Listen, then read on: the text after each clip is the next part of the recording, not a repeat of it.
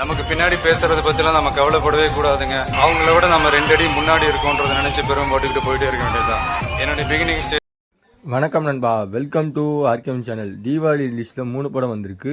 Dude, diesel, bison. Mariselvam இயக்கத்தில் வந்த bison படம் வந்து இன்னும் பார்க்கல. ரிவ்யூ அது அடுத்த வர வீடியோஸில் போடுறேன். இப்போ டீசல் நம்ம ஹரிஷ் கல்யாண் நடிப்பில் சண்முகம் முத்துசாமி அவருடைய இயக்கத்தில், எடிட்டர் சஞ்சய் லோகன்ஸ், மியூசிக் தனுஷ் தாமஸ் அவருடைய இசையில் பின்னணி இசையில் வெளிவந்த படம் தான் டீசல் படம். அந்த படத்தோட திரையம்சம் பார்க்குறதுக்கு முன்னாடி நம்ம சேனலுக்கு இப்போ தான் முத வந்தீங்கன்னா மறக்காமல் கீழே ரெட் கலர் சப்ஸ்கிரைப் பட்டன் அமைக்குங்க. வாங்க வீடியோக்குள்ளே போகலாம். இது வந்து ஒரு ஆக்ஷன் ட்ராமா ஜேர்னல் மூவி. கிட்டத்தட்ட படத்தோட ரன்னிங் டைம் வந்து 2.5 மணி நேரம் தாண்டி போயிட்டுருக்கு.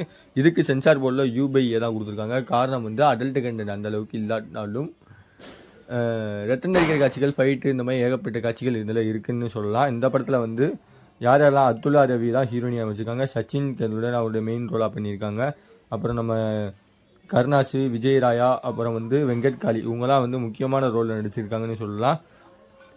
சிம்பிளான ஸ்டோரி.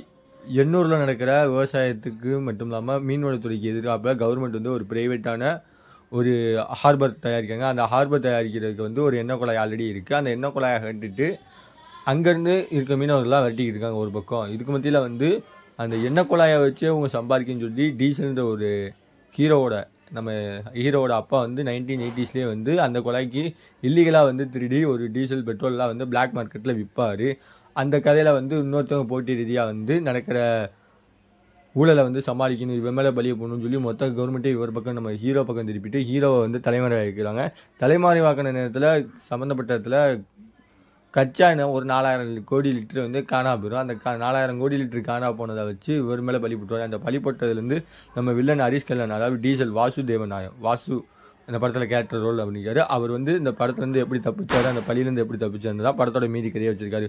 ஃபர்ஸ்ட் ஹாஃபில் கொஞ்சம் விறுவிறுப்பான டீசல் சம்மந்தமான ரேட்டு, இந்த சொசைட்டியில் டீசல் பெட்ரோல்லாம் வந்து எவ்வளோ அத்தியாவசியம் பண்ணுறதை காட்டியிருப்பாங்க. செகண்ட் ஹாஃபில் வந்து அந்த பொதுமக்களுக்கு யூஸ் பண்ணுறப்பட்ட பாதாள சாக்கடைன்னு சொல்ல முடியாது, நம்ம பைப்பு குடிநீர் தண்ணீருக்குள்ளே தான் அந்த 4000 கோடி லிட்டர் கச்சா எண்ணெய் குரூடாயில் வந்து ஒழிச்சு வச்சிருப்பார் நம்ம வில்லன் டீம் வந்து. அதை எப்படி சூதனமாக வந்து ஆட்டையாக போகிறாரு. இதுக்கு மத்தியில் வந்து மக்களுக்கு மத்தியில் எப்படி போராட்டத்தை கூட்டி மீனவர்களை வந்து கடலில் ஒரு பக்கம் போராட்டம் பண்ணால், மீனவ குடும்ப மக்கள் வந்து கிரவுண்டில் போராட்டம் பண்ணால், இந்த மாதிரிலாம் வந்து கிட்டத்தட்ட ஒரு கத்தி படத்தை பார்த்த மாதிரி தான் இருக்குது. ஆனால் இதுவே வந்து தீபாவளிக்கு இருந்தனால இது கத்தி படமாக ஆயிடாது ப்ரோ. ஏன்னா கத்தி படம் வந்து முதல்ல இந்த மாதிரி பண்ணது வந்து ஏஆர் முருகதாஸ் சாணும். அதே ஜேர்னலில் வந்து எடுத்துட்டாலும் அதே மாதிரி ஸ்டோரி ஸ்க்ரீன் பிளே இருந்தனால கத்தி படம் ஆகாது. ஆனால் லிட்ரலி அதில் வந்து விவசாயத்தோட சம்மந்தமாக சொல்லியிருப்பாங்க. இதில் வந்து ஃபிஷர்மேனுடைய பஞ்சாயத்தை சொல்லியிருப்பாங்க. என்னதான் இந்த மாதிரி ஒரு 2-3 படங்கள் வந்தாலுமே ஒரு கட்டத்துக்கு மேலே மக்கள் வந்து அந்தளவுக்கு சலிப்பு தட்டிடும் அந்த படத்தை, அந்த மாதிரி ஜேர்னல் படத்தை பார்க்குறதுக்கு.